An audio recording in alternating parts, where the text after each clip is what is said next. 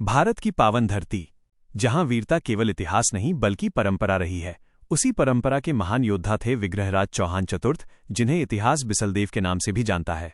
12वीं शताब्दी का वो समय जब उत्तर भारत छोटे छोटे राज्यों में बटा हुआ था और विदेशी आक्रमणों का खतरा लगातार बढ़ रहा था।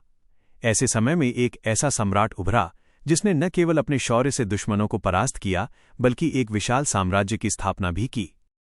अजयमेरू, जिसे आज अजमेर कहा जाता है, विग्रहराज की राजधानी थी।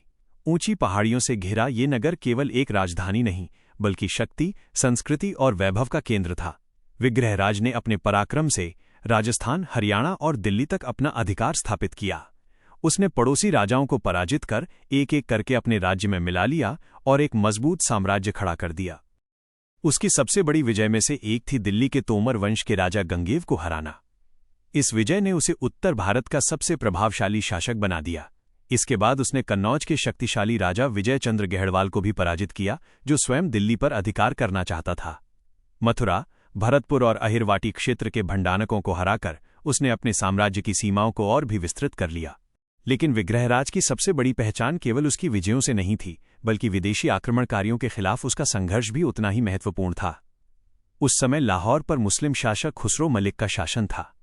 विग्रहराज ने उसे युद्ध में पराजित किया और बंदी बनाकर अपने दरबार में प्रस्तुत किया, लेकिन अपनी उदारता का परिचय देते हुए उसने उसे जीवनदान दे दिया। इस महान कार्य के कारण उसे तुरुष्कों का निष्क्रामक की उपाधि दी गई।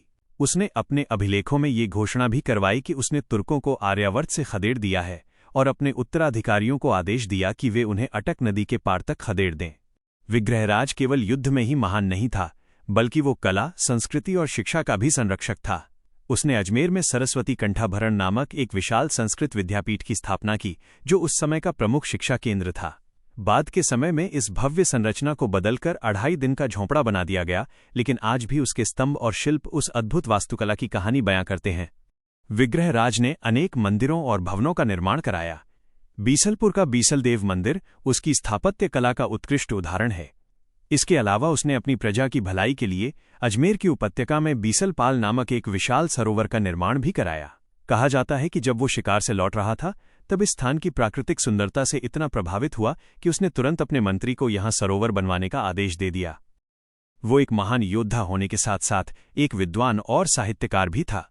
उसके दरबार में राजकवि सोमदेव ने ललित विग्रहराज नामक नाटक की रचना की, जिसमें उसकी वीरता का वर्णन मिलता है। स्वयं विग्रहराज ने भी हरिकेली नाटक की रचना की, जिसमें महाभारत काल के अर्जुन और भगवान शिव के युद्ध का वर्णन किया गया है।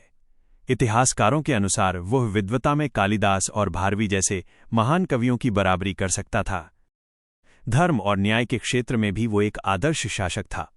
जैन विद्वान धर्मघोष सूरी के प्रभाव में आकर उसने अपने राज्य में एकादशी के दिन पशु बलि पर रोक लगा दी। उसकी यह नीति उसके दयालु और धर्मनिष्ठ स्वभाव को दर्शाती है। इतिहास के साथ साथ लोक कथाएं भी उसकी महानता का वर्णन करती हैं। पृथ्वीराज विजय महाकाव्य में उसकी प्रेम कथा इंद्रपुर की राजकुमारी देसल के साथ बताई गई है, जबकि वीसलदेव रास में मालवा की राजकुमारी राजमती के साथ उसके संबंधों का वर्णन मिलता है। ये कथाएं उसके जीवन को और भी रोचक और मानवीय बनाती हैं। इतिहासकार दशरथ शर्मा ने अपने ग्रंथ द अर्ली चौहान डायनेस्टी में विग्रहराज के शासनकाल को चौहानों का स्वर्णकाल कहा है। ये वो समय था जब चौहान साम्राज्य अपनी शक्ति, संस्कृति और वैभव के शिखर पर था। विग्रहराज चतुर्थ का अधिकांश जीवन युद्धों में बीता, लेकिन इसके बावजूद उसने अपने राज्य को सांस्कृतिक और आर्थिक रूप से समृद्ध बनाया। उसकी मृत्यु के बाद धीरे धीरे चौहान साम्राज्य की शक्ति कमजोर पड़ने लगी, लेकिन उसका नाम और उसकी वीरता आज भी इतिहास के पन्नों में अमर है। यह कहानी केवल एक राजा की नहीं है, बल्कि उस युग की है जब भारत की धरती पर ऐसे वीर जन्म लेते थे जो अपने साहस से दुश्मनों को परास्त करते थे और अपने ज्ञान से समाज को दिशा देते थे। विग्रहराज चौहान चतुर्थ, एक ऐसा नाम जो आज भी राजपूत गौरव, शौर्य और संस्कृति का प्रतीक बना हुआ